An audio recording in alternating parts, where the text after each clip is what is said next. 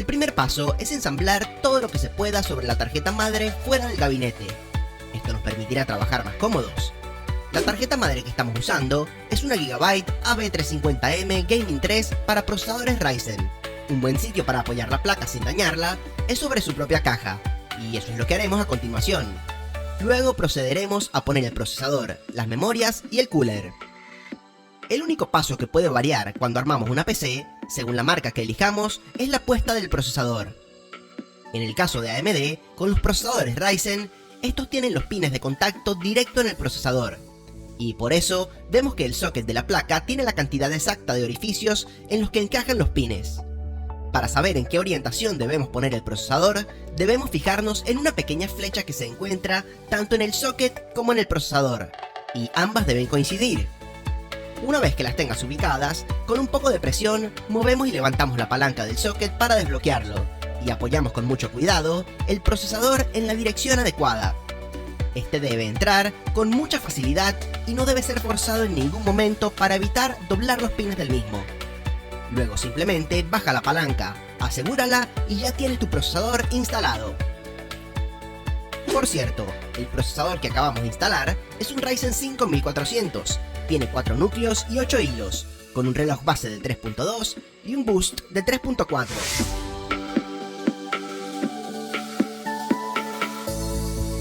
En el caso de Intel se invierten los papeles. El procesador tiene los contactos y la placa madre tiene los pines. Sin embargo, el resto del proceso es muy similar al de AMD. Hay que buscar la flecha tanto en el procesador como en el socket, y alinearlas ambas. Levanta la palanca, que a su vez levantará la palanca que hará presión en el procesador al cerrar. Coloca el CPU en la posición adecuada, y baja la palanca colocando el orificio de la placa metálica debajo del tornillo que la asegura. Y listo, de nuevo, ya tienes tu procesador instalado. Llegó la hora de instalar la RAM. Para este build, estaremos utilizando dos sticks de Corsair Vengeance DDR4 de 3000 MHz. Para instalarlas, tenemos que tener varias cosas en cuenta. Lo primero es que queremos aprovechar la tecnología del Dual Channel. Para ello, las dos memorias siempre se deben instalar en los sockets del mismo color. Pero hay incluso un color que va a tener mejor rendimiento que el otro, dependiendo de la tarjeta madre que usemos. En este caso lo recomendable es dirigirse al manual, en el que vemos que para obtener el máximo performance, los dos módulos de memoria deben instalarse en el socket 1 y 2, los cuales luego podremos identificar con la numeración que está en la tarjeta madre al lado de los mismos. Dicho esto, abrimos los precintos de seguridad de cada socket y nos fijamos de qué lado se deben instalar las memorias. Para ello, miramos que los contactos de la memoria tienen dos lados, uno más largo que el otro, lo cual coincide con el socket, que también tiene dos espacios divididos, uno más largo que el otro. Simplemente coloca la RAM haciendo que esto coincida, y empuja con un poco de fuerza hasta que el módulo entre completamente y los precintos se cierren solos por completo. Vas a escuchar un característico clic cuando esto ocurra. Y ya tu RAM está perfectamente instalada. El último paso, antes de irnos al gabinete, es instalar el cooler del procesador. Como vamos a usar el cooler stock de AMD, lo primero que tenemos que hacer es retirar las piezas que trae de fábrica la tarjeta madre, que se utilizan para sujetar algunos tipos de water cooling y otros coolers en general. Simplemente sacamos los 4 tornillos que sujetan las piezas y los removemos con cuidado, ya que no queremos sacar el backplate que viene de fábrica con la placa. Si tu cooler es nuevo, probablemente ya tenga la pasta térmica preaplicada, por lo que puedes saltarte el paso que vamos a hacer a continuación. En caso de que estés usando un cooler usado, o que simplemente quieras usar tu propia pasta térmica y hayas limpiado la original del cooler, tienes que aplicarla directo al procesador. Hay muchos métodos para hacer esto, y no voy a entrar en el dilema de cuál método es mejor, ya que en repetidas ocasiones se ha demostrado que, por lo general, es irrelevante, siempre que se ponga la cantidad adecuada. Yo utilizo la técnica del grano de arroz, y les aseguro que va bastante bien. Consiste en aplicar una pequeña cantidad de pasta en el centro del procesador, aproximadamente del tamaño de un grano de arroz, la cual se esparcirá automáticamente al instalar el cooler y este hacer presión sobre el CPU. Luego de poner la pasta es la hora de montar el cooler. En este caso, simplemente pon el cooler sobre el socket, asegurándote de que todos sus tornillos queden en los orificios correspondientes. El cooler de AMD viene con el nombre de la marca, lo cual hace que lo más estético sea ponerlo con el nombre arriba, que se pueda leer. Pero en el caso de otros coolers, lo recomendable es ponerlo de tal forma que el cable del fan quede lo más cómodo posible para conectarlo en la mother. Luego de apoyarlo, comienza a atornillar el cooler. Esto lo vas a hacer poco a poco, dando 3 vueltas a cada tornillo en forma de X, para asegurarte que la presión se haga lo más equitativa en todo el CPU y la pasta térmica se riegue bien. Cuando sientas que el tornillo llega al final, no hagas mucha más fuerza, ya que no hace falta. Ahora, lo último que debemos hacer es conectar el cable del cooler a la placa madre. Este debe ser instalado en el header llamado CPU Fan. El cable solo hay una forma de ponerlo, ya que ambos conectores tienen una forma en la que engranan, y si se busca ponerlo de otra forma, simplemente no va a entrar. Fíjate bien en la forma del conector y evita hacer fuerza al conectarlo, para no doblar ningún pin por accidente. Puedes aprovechar y doblar el cable del cooler entre los componentes ya instalados, para ahorrar tiempo y aprovechar la comodidad de tener la mother fuera del gabinete. Y así, ya tenemos el cooler instalado.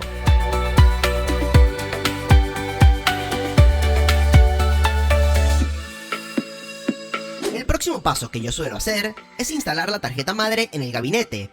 Para ello lo colocamos acostado y nos fijamos si tiene o no instalados los tacos en donde se apoya la placa madre. En este caso, ya están instalados, pero si tu gabinete no los trae, debes fijarte qué formato es tu placa y poner todos los tacos o standoffs en las posiciones que tu placa tenga orificios. Estos tacos son inconfundibles y se ven así como en esta foto.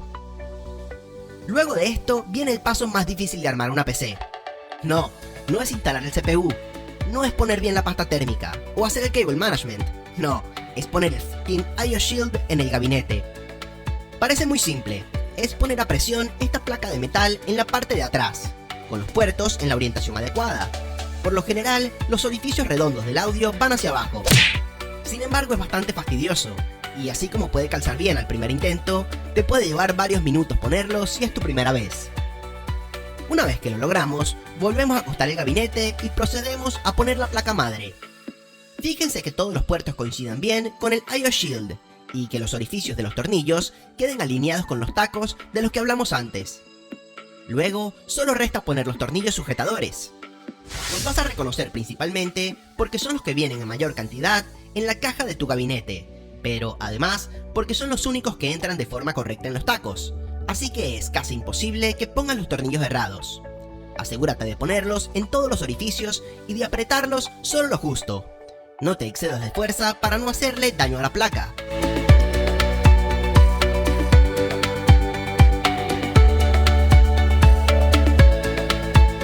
Y así, ya instalaste la placa madre en el gabinete. ¿Vamos bien hasta ahora? Este es un buen momento para colocar la fuente de poder. Para esta PC, estamos utilizando una EVGA de 500 watts 80 Plus no modular. Una fuente modesta, pero muy buena y más que suficiente para esta PC. Todavía no conectaremos nada de cables, pero es buena idea dejarla puesta. Para ello primero, nos fijamos que el gabinete tiene orificios en la parte de debajo de donde va la fuente, por lo que podemos colocarla con el ventilador en esa dirección, y no tendremos ese flujo de aire caliente entrando a nuestra PC. Simplemente la apoyamos con el ventilador hacia abajo, pasamos todos los cables por los cortes del gabinete hacia la parte de atrás, y luego la atornillamos para sujetarla de la manera correcta, y que no se mueva. La fuente lleva 4 tornillos que son los de cabeza hexagonal, o tornillos 6/32. Son los más comunes de la PC y suelen ser la misma roja que se utiliza para ajustar los paneles laterales del gabinete. Ponemos los 4 tornillos y ya queda puesta nuestra fuente. No la vamos a tocar más por los momentos. El próximo paso es instalar los ventiladores del gabinete. Este gabinete trajo 2 ventiladores, por lo que usaremos uno adelante haciendo entrar aire y uno detrás sacando el aire. Los ventiladores por lo general tienen una flecha en su parte lateral indicando en qué dirección va el flujo de aire. Sin embargo, estos no la tienen. Por regla general, va en dirección hacia la parte del ventilador en donde está el cable y la estructura plástica que lo sostiene. Así que nos guiaremos por eso. Otro consejo al poner los ventiladores es colocarlos con el cable apuntando hacia el lado de la placa madre. Así te ahorrarás trabajo al momento de hacer el manejo de los cables más adelante. Así como la puesta de la pasta térmica, la dirección de los ventiladores es otro dilema en el que no quiero entrar, pero a modo informativo se pueden hacer 3 cosas. Utilizar presión positiva, es decir, poner más aire entrando que saliendo. Poner presión negativa, es decir, más aire saliendo que entrando, o tratar de que lo que entra y sale sea más o menos igual, que eso es lo que haremos en este caso. ¿Cuál forma es mejor o peor? Es tema para otro video. Yo siempre busco tener una presión de aire más o menos neutral. Para sujetar los ventiladores, necesitamos tornillos de 5.5 milímetros, que son fácilmente reconocibles porque su rosca es muy pronunciada. Colocas el cooler en la posición deseada y atornillas bien los 4 tornillos. Lo mismo con el otro y con todos los que quieras instalar. Y estamos listos. El cable lo instalaremos luego.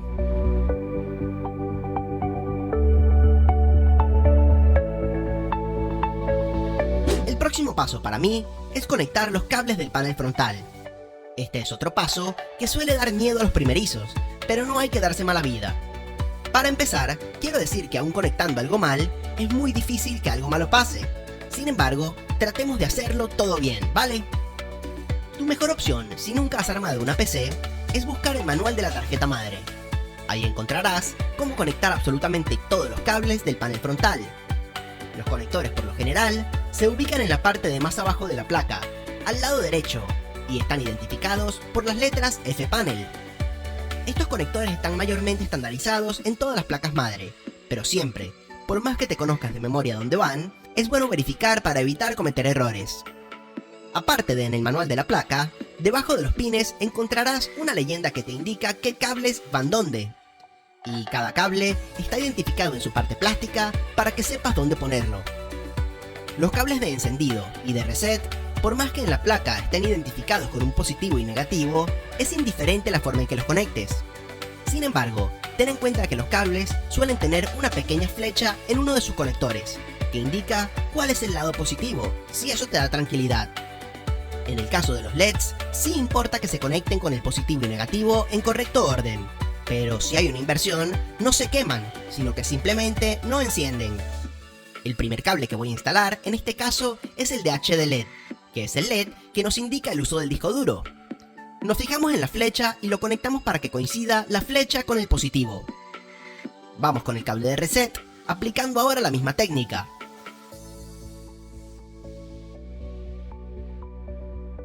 Luego el de encendido y apagado, que en este caso va por encima del de reset.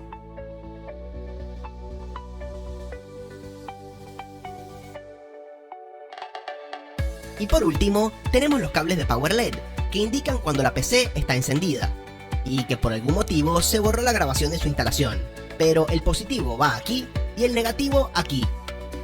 Este video no quiero que se enfoque en este gabinete en particular, porque la idea es que funcione para cualquier persona. Sin embargo, les comento que en este punto tenemos que poner el cobertor de la fuente de poder, porque si no, los cables quedan atravesados y no permiten luego su correcta instalación. Bien, sigamos con los dos cables restantes del panel frontal. El próximo es el USB 3.0. Este cable es bastante grueso e incómodo de conectar en muchos casos, y nos habilita los puertos USB del panel frontal. Se conecta en estos pines identificados como USB 3.0. Puede que tengas más de un puerto como este en tu tarjeta madre, puedes usar el que quieras. De nuevo, por la forma del cable, solo hay una forma de que calce bien, gracias a un pequeño corte que tiene en el header. Fíjate bien en la forma del cable y conéctalo como corresponde haciendo un poco de presión y está listo. En algunos casos, los gabinetes no traen USB 3.0 sino 2.0. En ese caso, traerán un conector que lo puedes conectar en estos pines que ves en pantalla. De nuevo, solo hay una forma de conectarlos y no importa cuál de los dos conectores utilices para conectarlos, es indistinto. Por último, queda el cable HD Audio, que habilita los puertos delanteros de auriculares y micrófono. En la Mother estará etiquetado como HD Audio o como F Audio en este caso. También hay una sola forma de colocarlo, ya que si se fijan, el segundo pin de la fila de abajo no existe, y su entrada está bloqueada en el cable, por lo que es imposible conectarlo invertido. Asegúrate de fijarte bien en la orientación correcta y no hagas demasiada fuerza para evitar doblar o romper algún pin en caso de algún error. Estos cables tan chiquitos suelen ser difíciles de maniobrar. Conectemos ahora los dos cables de los fans extra que tenemos. Estos cables se pueden conectar en cualquier cabezal que esté identificado como Sysfan, sin importar el número. Simplemente elige el que más cerca esté del ventilador y que te quede más cómodo para trabajar. Para conectar este cable, tienes que tener en cuenta que el header en la mayoría de las placas madre nuevas va a tener 4 pines para ventiladores PWM, pero muchas veces los ventiladores solo poseen 3 orificios en el conector, como en este caso. Sin embargo, no hay que preocuparse porque igual se pueden conectar en el mismo conector sin ningún problema. Simplemente el último pin queda libre. De nuevo, no hay forma errada de conectar los cables, ya que están hechos a prueba de tontos, siendo que solo encajan de una forma. Si los ves detalladamente, al instante te darás cuenta de cómo conectarlos, al igual que como hiciste con el ventilador del procesador un rato antes.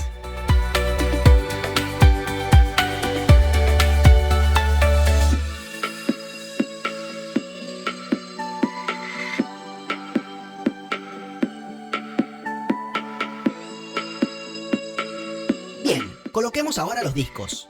En este caso, el gabinete trae para instalar 5 discos.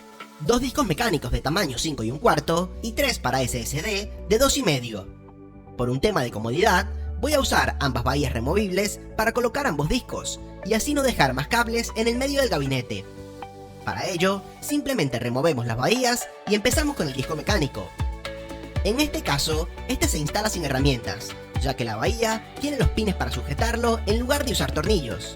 Pero si no es el caso de tu gabinete, tendrás que usar los 4 tornillos clásicos.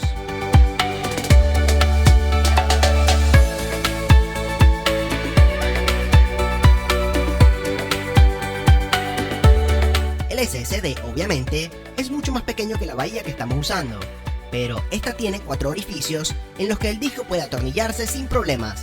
Así que hacemos eso, asegurándonos de dejar los puertos en la orientación adecuada, hacia afuera, y estamos listos.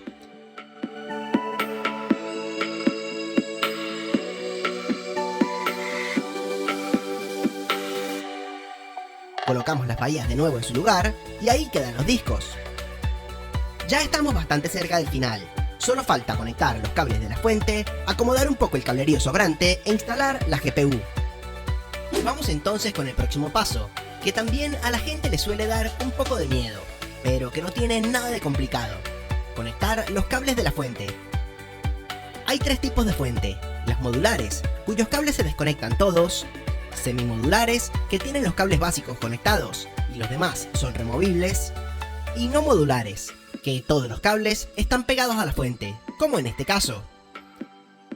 Para las modulares y semimodulares hay que elegir qué cables se van a usar, para conectar exclusivamente esos, y así evitar tener cables de más. En este caso, elegiremos los cables que vamos a usar y los otros los ataremos para evitar que usen más espacio del debido. El proceso es similar de cualquier forma. Los primeros cables que vamos a ver son los principales, entre comillas. Son 3. Primero, el cable de 24 pines, que va directo a la tarjeta madre y se va a usar siempre, más allá de la PC que estemos armando. Luego tenemos el cable PCI Express, que es un cable de 6 u 8 pines, que además se divide en 2 conectores iguales. Este cable se utiliza para conectar la tarjeta de video o GPU, o cualquier accesorio PCI Express que tengamos que requiera energía adicional. Nosotros lo usaremos para conectar nuestra tarjeta de video. Por último, tenemos el cable de CPU, que como su nombre lo indica, alimenta el procesador, y también va conectado directo a la tarjeta madre. Si se fijan, se separa en 2 partes de 4 pines cada una. Esto es porque dependiendo del modelo del CPU y de la placa madre, se necesitan conectar 8, 12 o incluso 16 en las tarjetas más enfocadas en hacer overclock. Los otros cables que podemos encontrar en una fuente son los que alimentan los discos duros u otros accesorios que requieren poder, por ejemplo, un water cooling o algún sistema de iluminación. Estos cables son de 2 tipos, SATA o Molex. Los SATA son los que usaremos para conectar los discos de esta PC, y como podemos ver, cada cable trae 3 conexiones, por lo que un solo cable es suficiente para nuestros 2 discos. Los conectores Molex eran usados años atrás, pero en algunos casos hay accesorios que todavía los usan, por lo que es común ver que todas las fuentes aún traigan este tipo de conectores, o que al menos traigan un conversor de SATA a Molex. Los 2 cables que no vamos a usar los enrollamos y atamos, y los apartamos para luego guardarlos en un espacio libre del gabinete. Conectemos entonces de primero el cable de 24 pines. Este suele ubicarse en la parte central del lateral derecho de la tarjeta madre, por lo que hay que llevar el cable a través del pasacables de goma para que quede lo más cercano posible. Como ha ocurrido con el resto de los cables, solo hay una forma correcta de conectarlo, gracias a la forma de sus pines y a que tiene un precinto de seguridad que solo encaja de una forma. El cable de 24 pines tiene dos partes que debemos juntar manualmente para conectarlo, ya que debe entrar todo a la vez. Asegúrate de que quede bien conectado.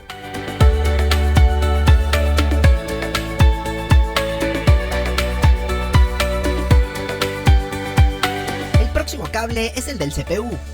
Este suele ubicarse en la esquina superior izquierda de la placa madre, y en ocasiones suele ser difícil de conectar si la placa tiene disipadores muy grandes, pero no es nada del otro mundo.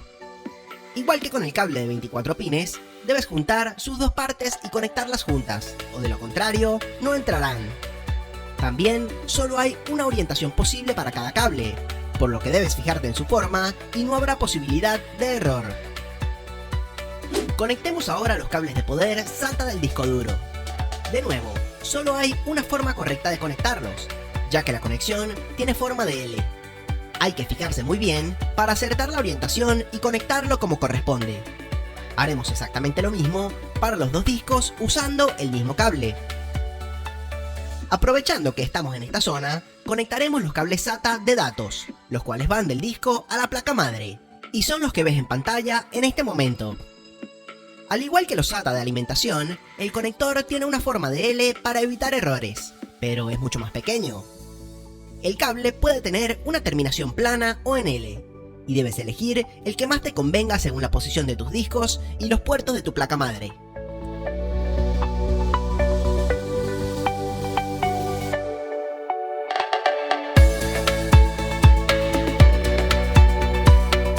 Una vez conectados en los discos, pasamos a buscar los puertos SATA 3 en tu placa madre. Los SATA 3 específicamente son los que más ancho de banda tienen, así que siempre busca esos. Por lo general, se ubican debajo del cable de 24 pines, y estarán numerados como en este caso, del 0 al 4 o al número de puertos que tenga la placa. El puerto en el que conectes los discos no es realmente relevante, pero asegúrate de saber qué cable corresponde a cada disco, lo cual te hará la vida mucho más fácil si necesitas desconectar algo en el futuro. Yo suelo usarlos por orden, más por costumbre que por otra cosa, poniendo el disco del sistema operativo en el puerto 0. Bien, este no es un video en el que trataré el tema del manejo de cables. Simplemente te digo que la idea es que quede lo menos visible posible en la parte de adelante y lo más amarrados y ordenados posible en la parte de atrás. Se suele recomendar que antes de pasar tiempo ordenando los cables, conectes todo y prendas la PC primero para asegurarte de su funcionamiento. Pero como esta PC ya estaba armada y sé que funciona, lo haré en este momento antes de conectar la GPU. Ten a la mano precintos y aprovecha todos los puntos de anclaje que te dé tu gabinete para ordenar lo mejor posible. Y ahora sí, vamos a poner la GPU. En este caso, estamos usando una Asus Strix GTX 1050 Ti versión overclock. Es una placa de gama baja de la última generación, pero que permite jugar la mayoría de los juegos actuales a una resolución de 1080p con valores medios o altos. La placa siempre deberá instalarse en el primer puerto PCI Express de la placa madre, que es el más cercano al procesador. Para ello, lo primero que se debe hacer es remover con un destornillador las placas protectoras del gabinete que corresponden a los dos slots que ocupa la GPU.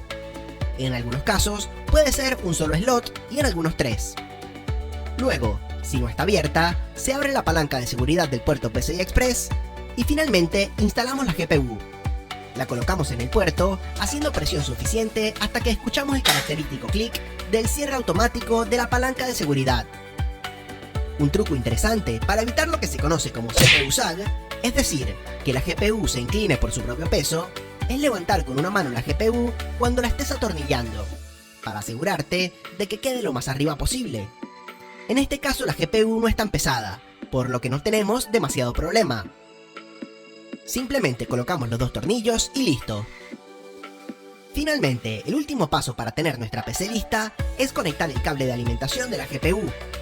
En este caso, como vemos, solo se requiere un cable de 6 pines, pero puede llevar 6, 8, 14 o 16 pines según el modelo de la GPU.